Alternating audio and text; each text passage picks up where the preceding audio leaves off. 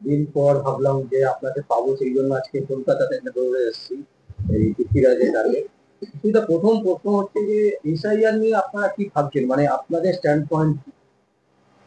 দেখুন, আমাদের stand point পরিষ্কার যে এসআইআর নিয়ে অযথা তৃণমূল এবং বিজেপির যে বাইনারি পলিটিক্স, একে অপর ধর্ম যে একটা বিভাজনের পলিটিক্স তৈরি করেছে, আমরা বলেছি বিভাজন বন্ধ করতে হবে। এক। 2 নম্বর হচ্ছে এসআইআর নিয়ে যে ভীতি তৈরি করা হচ্ছে, বিশেষ করে সংখ্যালঘু আমার ভাই, সংখ্যালঘু বোন, সংখ্যালঘু ভাইদের পরিবারের যে একটা ভীতি সঞ্চার করা হচ্ছে, সেই ভীতি সঞ্চার থেকে মুক্ত হওয়ার জন্য আমরা আমাদের পার্টির পক্ষ থেকে নির্বাচন কমিশনের কাছে আমরা গিয়েছিলাম। আমরা পরিষ্কারভাবে বলে এসেছি যে যারা ভারতীয়, যারা এই ভারতবর্ষের আবহাওয়া, জলবায়ু, এখানে জন্মগ্রহণ করেছে, এখানে শিক্ষা দীক্ষা বাসস্থান, তাদেরকে কোনো মতেই হয়রানি করা যাবে না। এটা পরিষ্কার আমরা নির্বাচন কমিশনারকে আমরা বলে এসেছি, এই জিনিস বন্ধ করতে হবে। প্রয়োজন হলে আপনারা কি কি পদক্ষেপ নেবেন, সেই পদক্ষেপ আপনাদেরকে গ্রহণ করতে হবে। এবং নির্বাচন কমিশন আমাদেরকে কথা দিয়েছেন, তারা হেল্পলাইন চালু করবেন, কারোর যদি কোনো সমস্যা হয় সেই হেল্পলাইনের মধ্য দিয়ে মানুষ পরিষেবা পাবে, সেই কথাটা বলেছেন। কিন্তু আমাদের বক্তব্য, এই ভারতবর্ষে এসআইআর এর নাম করে, পশ্চিম বাংলায় এসআইআর এর নাম করে বিজেপি এবং তৃণমূল যেভাবে বাইনারি পলিটিক্স তৈরি করছে, আমরা বলতে চাইছি এই জিনিস নির্বাচন কমিশনার একটা স্বতন্ত্র ভারতবর্ষের একটা সংস্থা, যেখানে রাজনীতি কোনো ছাপ থাকে না, তাকে নিরপেক্ষ ভূমিকা পালন করে এই কাজটা করতে হবে। যারা ভারতীয় নাগরিক, তাদের যদি কোনো মতে আপনার নাম বাদ দেয়, মানে কোনো অজুহাতে, তাহলে কিন্তু আমরা দীর্ঘ আন্দোলন তথা আমরা কোর্টে যেতে বাধ্য থাকব। আর একরকম একটা পরিস্থিতি তৈরি করেছে নির্বাচন কমিশন, তার অবচেতনের মধ্য দিয়েই তৈরি হয়েছে, যেহেতু অ্যাওয়ারনেসটা নেই। আমার সংখ্যালঘু ভাইরা ভয় পাচ্ছে। মমতা বন্দ্যোপাধ্যায় এনআরসি নাম করে যেভাবে আমার সংখ্যালঘু ভাইদেরকে ভয় দেখিয়েছিল, ভয় দেখিয়ে ভারতবর্ষে বিজেপিকে রোখার নাম করে তৃণমূলের ভোট বাক্সে তৃণমূলের ভোট বাক্সে সংখ্যালঘু ভোট ব্যাংকে তিনি সংগঠিত করেছিলেন, ঠিক তেমনি আবার তিনি সেই পন্থাই নিয়েছেন, সংখ্যালঘুদের ভয় দেখিয়ে, বিজেপির ভয় দেখিয়ে তার পক্ষে আনার চেষ্টা করছেন। আমাদের দলের পৃষ্ঠপোষক পরিষ্কার বলে দিয়েছেন যে এসআইআর নিয়ে কেউ মাথা ঘামাবেন না, কেউ ভয় পাবেন না। কারণ এসআইআর এই ভারতবর্ষে স্বাধীনতার পরে বহুবার হয়েছে এসআইআর, তখন এত উন্মাদনা ছিল না, এত অপপ্রচার ছিল না। কিন্তু এই 2011 সালের পর এবং এই বিজেপি 2014 সালের পর থেকে ভারতবর্ষের সাধারণ নাগরিকের যে হয়রানি হচ্ছে, শুধুমাত্র জেরক্স আর জেরক্স, তাদের রুটি কেড়ে নেওয়া হয়েছে, বেকার যুবকের কাজের অধিকার কেড়ে নেওয়া হয়েছে, মানুষের গণতান্ত্রিক অধিকার কেড়ে নেওয়া হয়েছে। এবং মানুষ যখন কাজ চাইছে, পেটে ভাত চাইছে, যখন স্বাস্থ্য ব্যবস্থা স্বাস্থ্য চাইছে, তখন একটার পর একটা অজুহাত খাড়া করছে কেন্দ্রের বিজেপি সরকার এবং রাজ্যের তৃণমূল সরকার। কখনো এসআইআর এর নাম করে, কখনো এনআরসির নাম করে, কখনো অন্যান্য ব্যাংকিং সমস্যা তৈরি করে, কখনো লক্ষ্মীর ভান্ডারের নাম করে, কখনো 100 দিনের কাজের নাম করে, প্রতিনিয়ত আমাদের পশ্চিম বাংলার সাধারণ মানুষের হাতে Aadhaar card, voter card, ration card, ব্যাংকের বই জেরক্স নিয়ে আমার মায়েদেরকে হয়রানি করা হচ্ছে, আমার বাবাদেরকে হয়রানি করা হচ্ছে।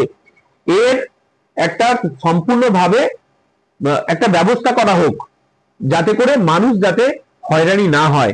আমরা এই হয়রানির বিপক্ষে গিয়ে আমরা পরিষ্কারভাবে নির্বাচন কমিশনারকে বলে দিয়েছি, সাধারণ নাগরিকদের ভয় ভীতি দেখানো যাবে না। প্রয়োজন হলে আপনাদেরকে পাড়ায় পাড়ায় গিয়ে অ্যাওয়ারনেস ক্যাম্প করতে হবে, নির্বাচন কমিশনারকে প্রয়োজনে আপনাদেরকে মাইকিং করতে হবে, যাতে পশ্চিম বাংলার মানুষ, ভারতবর্ষের মানুষ যেন এই এসআইআর নিয়ে যেন ভয়ভীতি না হয়, ভয়ভীতি না পায়, এটা নির্বাচন কমিশনকে দেখতে হবে।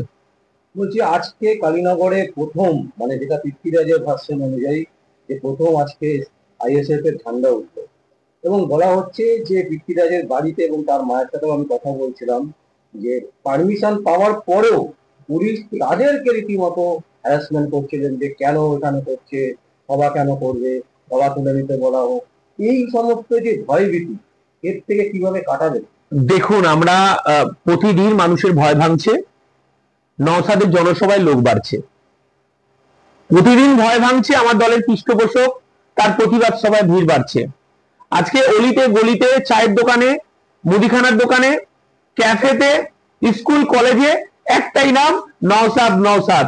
যত পশ্চিম বাংলার মানুষ নওশাদ নওশাদ করছে, শাসক দল তত ভয় পাচ্ছে, ততই মমতা বন্দ্যোপাধ্যায় এবং শুভেন্দু অধিকারী, তিনি তৃণমূলের নেতা, তিনি নারদা থেকে বাঁচতে, দুর্নীতি থেকে বাঁচতে তিনি বিজেপিতে গেছেন, তিনি মুসলমানদের ভয় দেখাচ্ছেন।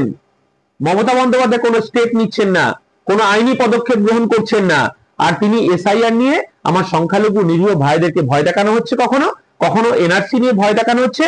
আমরা সাধারণ মানুষের কাছে আমাদের ইন্ডিয়ান সেকুলার ফ্রন্টের পক্ষ থেকে এই লড়াই আমাদের বাঁচার লড়াই, এই লড়াই আমাদের রাস্তায় থেকেই লড়াই করতে হবে।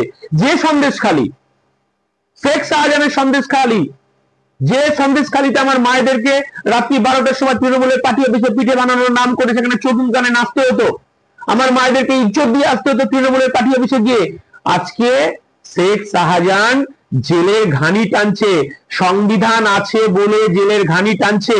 তারপরও যদি শেখ শাহজাহানের বংশধররা এই সন্দেশখালী থেকে একই কাজ করে থাকে, তাহলে সন্দেশখালীতে যে অবস্থা মধ্য দিয়ে শেখ শাহজাহান জেল খাটছে, ঠিক তেমনি তার বংশধররাও তার পাশের টেবিলে, তার পাশের জেলে তারা যাওয়ার জন্য প্রস্তুত হোক। সেই কাজটা ইন্ডিয়ান সেকুলার ফ্রন্ট আজকের পথসভার মধ্য দিয়ে শুরু করলো। আমরা বলতে চাইছি, পুলিশের একটা অংশ ধোয়া তুলসী পাতা নয়।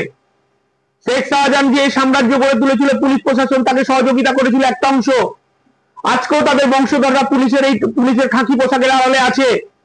আমরা বলতে চাইছি, পুলিশকেও খাকি পোশাকটা, তার স্টার্টটা যদি রাখতে হয়, যে সংবিধানকে হাতে রেখে সে শপথ নিয়েছিল মানুষকে তার পরিষেবা দেবে, সংবিধানকে রক্ষা করবে, আর সংবিধান যদি লুণ্ঠিত হয়, আমার মা বোনেদের ইজ্জত যদি লুণ্ঠিত হয়, আমার বেকার যুবক তাদের অধিকার যদি লুণ্ঠিত হয়, মানুষের নিরাপত্তা যদি লুণ্ঠিত হয়, মানুষের অধিকার থেকে বঞ্চিত যদি হয়, প্রয়োজন হলে সেই খাঁটি উর্দিধারী পুলিশের বিরুদ্ধেও আমরা সুপ্রিম কোর্টে যাব, আমরা হাইকোর্টে যাব, দেখি পুলিশের কত দম আছে।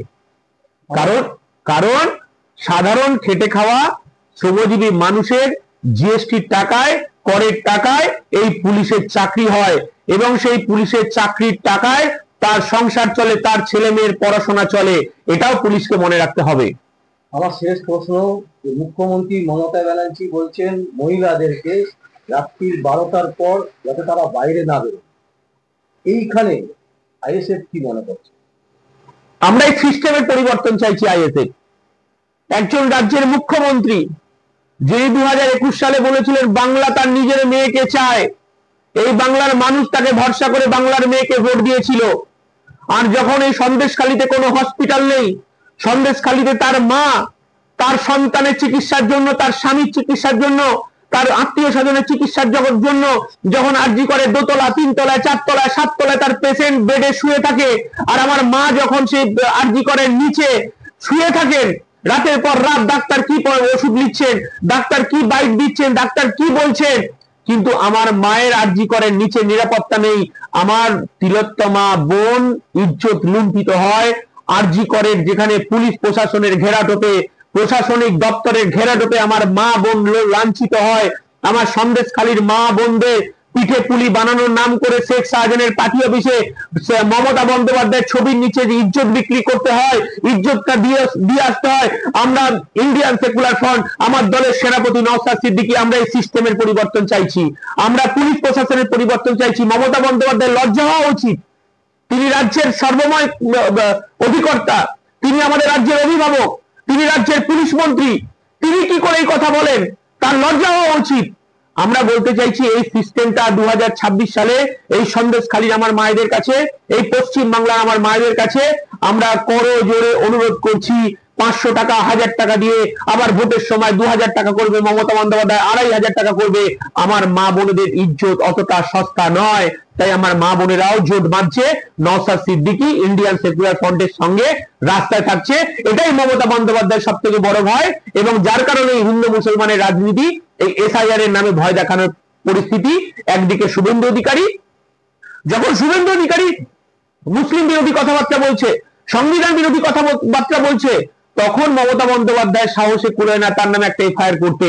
আর যখন ইন্ডিয়ান সেকুলার ফ্রন্ট এই বাংলার খেটে খাওয়া শ্রমজীবী আদিবাসী দলিত মানুষের অধিকার রক্ষার লড়াইয়ে যখন আমরা রাজপথে আন্দোলন করছি, যখন মমতা বন্দ্যোপাধ্যায় সরকারের কাছে বলছি যে আমাদেরকে একটুখানি জায়গা দেওয়া হোক, আমরা পশ্চিম বাংলার নাগরিক, তারা বঞ্চিত, তারা লাঞ্ছিত, তাদের অধিকার কেড়ে নেওয়া হয়েছে, স্বাস্থ্যের অধিকার কেড়ে নেওয়া হয়েছে, কর্মসংস্থানের অধিকার কেড়ে নেওয়া হয়েছে, আমরা একটু অঝরে কলকাতার বুকে কাঁদতে চাই, আমাদেরকে মমতা বন্দ্যোপাধ্যায় পারমিশন দেয় না। আর শুভেন্দু অধিকারীকে রাস্তায় নামিয়ে সংখ্যালঘু বিরোধী কথাবার্তা, মুসলিম বিরোধী কথাবার্তা, ভারতবর্ষের সংবিধান বিরোধী কথাবার্তা বলছে মমতা বন্দ্যোপাধ্যায়। পুলিশের তখন একটা কলম সরে না। আমরা এই সিস্টেমের পরিবর্তন চাই। অসংখ্য ধন্যবাদ। নমস্কার।